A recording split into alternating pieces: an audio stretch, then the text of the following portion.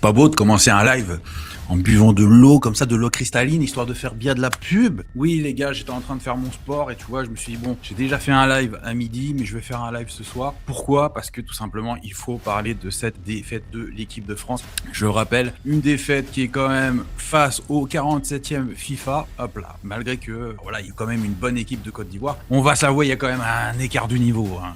Ils sont 47e, on est 3e au rang FIFA. Il y a un écart de niveau colossal. C'est à peu près équivalent entre l'écart entre l'Espagne et l'Irak, sauf que l'Espagne a fait 1-1. Nous, on est chez nous, on est en France et on se fait quand même battre par la Côte d'Ivoire. Donc, c'est forcément alarmant. Je suis désolé, mais les matchs amicaux qui ont lieu avant la Coupe du Monde, c'est fait pour se rassurer, c'est fait justement dominer d'autres équipes, donc des équipes qui sont largement à notre portée pour qu'il y ait une dynamique positive. Alors oui, on a fait énormément de changements. Oui, on n'est pas sûr qu'il y ait en fait notre 11 de départ, même si à la première mi-temps, je pense que c'était quand même plus ou moins le 11 de départ, ce qui est quand même inquiétant. Donc, on va faire un point sur les forces et les faiblesses de ce premier match. On va faire un point aussi et un tour des différents réseaux sociaux, ce que vous avez mis par rapport à ça. Donc voilà, on a Kylian Mbappé avec le président français qui fait le tour des troupes. Donc, je sais pas, image quand même un peu bizarre. Pareil ici où vis-à-vis de la photo officielle avec toute l'équipe. Donc, bien entendu, on se dit oui, Kylian Mbappé, c'est le capitaine. Donc, il se met entre deux officiels. Mais le souci, c'est que voilà, où est Ousmane là-dedans ? Ousmane qui, je le répète, lui a gagné sa ligue, a gagné la Ligue des Champions et aussi actuellement le Ballon d'Or. Donc est-ce que Ousmane aurait pas pu être un peu plus près vis-à-vis de la photo ? Bon, tu me diras ce que t'en penses dans les commentaires. On a aussi Cherki qui avait une position un peu bizarre. Il y a pas mal de mèmes qu'on tournait par rapport à ça vis-à-vis des réseaux sociaux. Alors j'annonce, c'est juste qu'il avait une personne extrêmement petite à l'arrière, donc effectivement il s'est baissé par politesse pour que cette personne apparaisse sur la photo. Donc voilà, ça lui fait prendre une position un peu bizarre avec la main sur la boule qui est ici. Donc il y a aussi une certaine récurrence. Alors est-ce que vous êtes d'accord avec cette récurrence-là ? 2006, il y a eu la Nice qui perd en finale de coupe, Arsenal perd en finale de LDC et la France perd en finale de Coupe du Monde contre l'Italie. Coup de boule de Zidane 2026. Il y a certaines choses qui se répètent puisque l'OGC Nice perd en finale de coupe, Arsenal perd en finale de LDC. Et est-ce que ça serait pas la même chose pour la France qui perd aussi en finale ? Donc on a perdu déjà contre l'Argentine. Donc voilà, je sais pas, il y a 4 ans. Donc il y a aussi d'autres choses à voir par rapport à ça.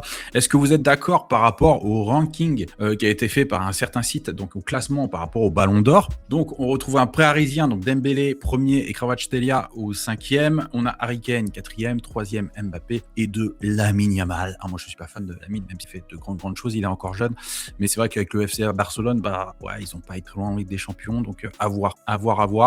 Est-ce que ça serait pas le moment de Cristiano Ronaldo ? Et oui, l'Espagne galère face à l'Irak, la France galère face à la Côte d'Ivoire. Bon, le match de Cristiano, je crois qu'il est demain. Ah oui, Portugal-Chili, donc c'est bien dimanche à 19h45. Donc pareil, une équipe du Chili qui est largement à leur portée. Donc toujours pareil, les matchs amicaux, c'est fait pour se mettre en confiance. C'est fait pour affronter des équipes qui sont largement plus faibles, mais qui est quand même un petit niveau. Tu vois, ils vont pas affronter des gens qui sont 100e ranking FIFA. On prend des gens 50e, etc. On va les dominer, on va se faire plaisir, on va se faire quelques passes. Non, nous, on se fait éclater. On se fait éclater 2-1. Donc voilà, et c'est vrai que cette équipe, si on regarde bien cette équipe Portugal, elle fait quand même trembler, quoi. On a João Félix, Cristiano Ronaldo en attaque, on a Bruno Fernandes, Nuno Mendes, Vitinha, João Neves, donc vraiment le trio du Paris Saint-Germain.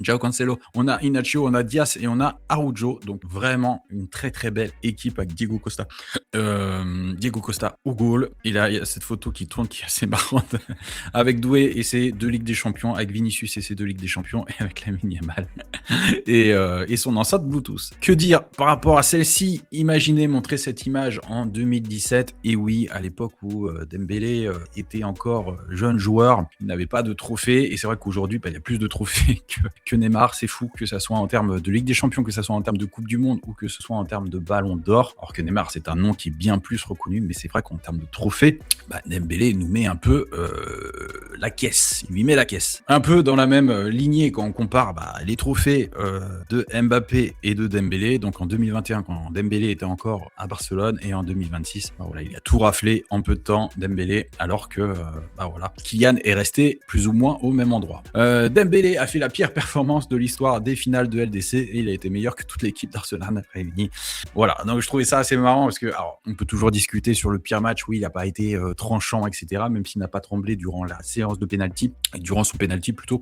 Donc voilà, mais j'aime bien il a pas été très bon, mais il était meilleur que toute l'équipe d'Arsenal réunie. J'ai trouvé ça plutôt marrant. Tu me diras ce que t'en penses. Allez, on va passer à l'équipe de France. L'équipe de France qui, franchement, a fait un match pitoyable, pitoyable, pitoyable. Franchement, c'est pas du tout rassurant. On va peut-être regarder les XG avant de passer au diaporama. Alors, la France. Alors, je sais pas si tu sais ce que c'est les XG, j'en ai déjà parlé dans plusieurs vidéos, mais c'est les buts attendus. Donc, si on regarde déjà le détail, bah, on se rend compte que c'était quand même plutôt équilibré, avec une grosse maîtrise de l'équipe de France en première partie, première mi-temps. Et après, effectivement, il y a eu des avancées de la Côte d'Ivoire avec des attaques dangereuses, surtout en fin de première mi-temps, où il y a eu une attaque très dangereuse de la part du Côte d'Ivoire. Toujours pareil, les joueurs ont tendance à se relâcher en fin de première mi-temps. Après, attention, c'est un match amical, on va me répéter. Oui, mais c'est aussi un match d'entraînement. C'est-à-dire que si t'es pas un minimum concentré lors des matchs d'entraînement, c'est aussi pour te faire la main, tu vois. Donc, mets-toi déjà dans une condition où c'est quasiment un match réel. Mets-toi pas en condition, ouais, j'y vais mollo, c'est un match amical. Ouais, mais il faut quand même qu'on ait des données percutantes, et mets-toi en tête d'esprit, toi, joueur français, joueur en équipe de France, que tu joues aussi ta place, d'accord? Si t'es remplaçant, tu joues ta place. Essaye de montrer le meilleur de toi-même. Essaye de faire un grand match. Alors, je te dis pas de courir et faire un pressing de fou sur tous les ballons, mais je sais pas, moi j'ai regardé le match, franchement, c'était des plots les joueurs. Enfin, à un moment donné, un minimum. Donc voilà. Et après, ça a été beaucoup plus équilibré sur la deuxième mi-temps, avec pas mal d'offensifs de la Côte d'Ivoire. Et petit à petit, plus on avançait sur le match, moins l'équipe de France était percutante. Et c'est sûr que c'est là où il y a eu le deuxième but qui est intervenu de la part de Amad Diallo. Donc au niveau des notes, les notes, c'est pas terrible, à part pour Olysée et Cherki. Upamecano aussi a une bonne note. Bon, Maignan, je comprends pas trop, il s'est quand même pris 2 buts, mais voilà, il a fait quelques arrêts. Après, les notes sont sensiblement toutes les mêmes, à part Konaté qui a vraiment la note la plus basse. Et après, on arrive effectivement sur la Côte d'Ivoire, où il y a pas mal de notes en dessous de 6.5, avec une très bonne note de Agbadou, je sais pas si je prononcerai bien, et un 8.4 de Doué, qui a fait un énorme match sur son côté. Au niveau des buts attendus, on est à 1.19 pour l'équipe de France, 1.17 pour la Côte d'Ivoire, donc ça aurait pu se terminer sur un 1-1, mais attention quand même, il y a eu 0 grosse occasion pour l'équipe de France, avec 3 grosses occasions pour la Côte d'Ivoire, donc ça aurait pu très bien être pire que ça. On a eu 15 tirs de la part de l'équipe de France, mais pas réellement dangereux, tu vois, on n'a pas mis une dangerosité de malade, et par contre 7 tirs vis-à-vis de la Côte d'Ivoire.